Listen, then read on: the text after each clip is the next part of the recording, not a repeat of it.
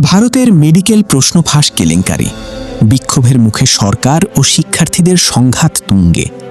লাখ লাখ শিক্ষার্থীর ক্ষোভের আগুনে জ্বলছে ভারতের রাজপথ, আর সেই আগুনের তাপে রীতিমতো কাঁপছে খোদ দিল্লির মসনদ।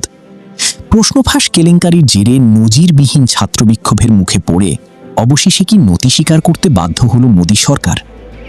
মূল প্রতিবেদন। মেডিকেল ভর্তি পরীক্ষার প্রশ্নপত্র ফাঁসের কেলেঙ্কারিতে উত্তাল হয়ে উঠেছে ভারত।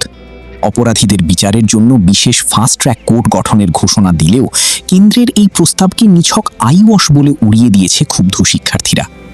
উল্টো শিক্ষামন্ত্রীর পদত্যাগের দাবিতে আন্দোলন চালিয়ে যাওয়ার অনড় ঘোষণা দিয়েছেন তারা।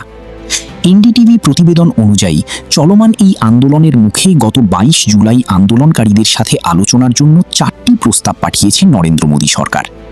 কেন্দ্রীয় মন্ত্রী জিতেন্দ্র সিং এই প্রস্তাব পাঠালেও এখন পর্যন্ত সরকারের সাথে আলোচনায় বসার বিষয়ে কোনো চূড়ান্ত সিদ্ধান্ত জানায়নি আন্দোলনকারীরা।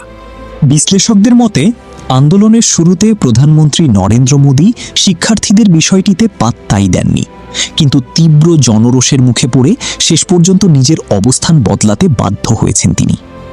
তারকাদের সংহতি ও সমর্থন, শিক্ষার্থীদের এই সম্পূর্ণ অরাজনৈতিক আন্দোলন ভারত জুড়ে সাধারণ মানুষের মাঝে ব্যাপক সাড়া ফেলেছে।